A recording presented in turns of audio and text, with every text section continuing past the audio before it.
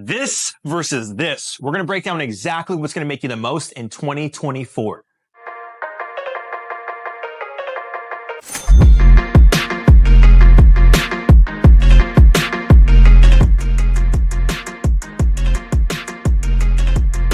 Hey guys, my name is Gidam Tekla. I'm a retired police sergeant turned full-time entrepreneur with boring businesses such as credit cards and vending machines. Now, I want to break down exactly how you're going to make the most with the choice you make in 2024. All right. So the most common question I get asked is, Gidam, do I start a vending machine business or a credit card business? Which is what I also like to call a cashless ATM because it's almost like an ATM.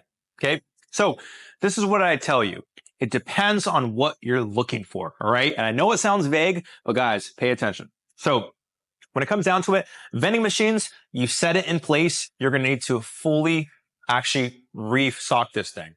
So what do I mean by that? Well, think about it. It's a recurring maintenance. It's not that much, meaning you're probably going to go once a week or once every other week, but you also have to think of the opportunity cost. That's a term you use in business where you say, hey, how much would I make spending that time doing something else versus this? Now, when it comes down to the vending machines themselves, you also have to determine what type of machine you're going to get. There's a lot of options. So do you want a drink machine? Do you want a snack machine? Does it need to be chilled? What kind of food you're going to have in there? Is it perishable food? Do I need licenses, etc.? So you start seeing like, you might run into some issues because there's a lot of choices. And at the end of the day, there's a saying in business, simplicity scales and complexity fails. I'm telling you right now, I can only tell you how many stories I have from the law enforcement side, the Marine Corps side, from just real estate, just everything, where you overcomplicate things. In life, I'm telling you right now, guys, it's so easy to overcomplicate it. You get distracted, what we call the woman in the red dress. The person there, this option, that option. And then all of a sudden you forgot where you came from. So what I like to do is I like to keep it simple. So another option is credit card businesses. Now, the way you'd actually look to determine if you want to start something like this, you got to ask yourself, am I willing to talk to people? Am I willing to go to locations and actually try to find a solution for business owners? Am I willing to carry around this is like 2-pound machine to actually demo it for business owners? And am I willing to follow up? And if you're willing to handle a lot of those things, guess what? More than likely, you're going to make more money off this business. And here's the reason why. Vending machines, they're usually about, I'd say like 400 pounds for the actual machine. You need to move it there. You're typically going to make around $200 a month. Okay. So it's not going to make you rich. Yeah, it's a decent amount of money on the side, but you got to ask yourself how much effort is going to take. And then you also have to account for all the things you're going to buy. Picture this. Saturday, you're going into Sam's Club or you're going into Costco and you're buying all the Reese's and you're buying all the M&Ms. You're buying all that good stuff, right? And then on top of that, guess what happens?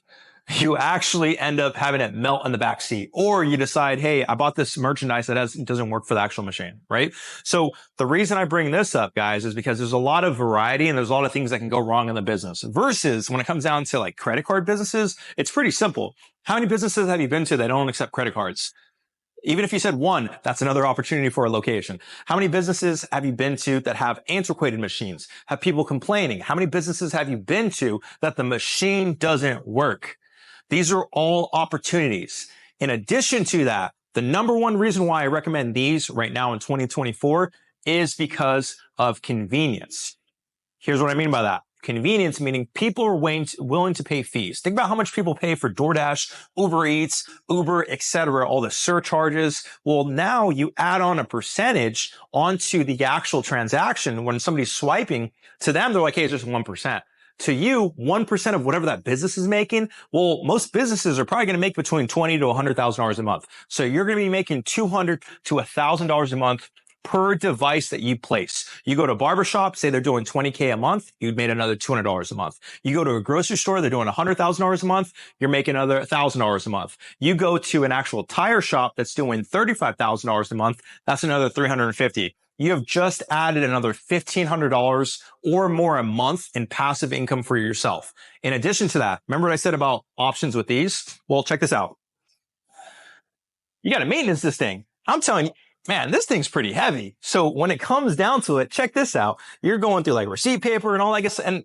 And keep in mind, guys, I'm not telling you not to start this business. I'm just trying to give you options of what would be the best one for you depending on your circumstances. So there's the maintenance side of this. There's the internal aspects compared to, just setting it and forgetting it at location and having tech support manage this for you. But when it comes down to it, it comes down to your choice. And can't make this up. Sometimes it gets confusing to figure out how to like maintenance these things, right? So now, with that being said, guys, I hope that you actually are able to determine what would be better off for you. When it comes down to it, vending machine businesses or whatever you're vending in this type of machine, they are a possibility, but you're also going to have to account for a lot of things like the weight of the machine, maintenance of it, etc. Versus credit cards. They're typically going to be smaller. It's going to require more follow-ups typically versus a vending machine, because guess what? You're changing the whole way a business processes their payments versus a vending machine, which is an auxiliary thing. It's an extra thing in their business, so they're not really thinking about it as much. So either way you decide, you will be successful. If you want more content like this, make sure you hit the like and subscribe button, and we're going to keep pushing out stuff for you guys.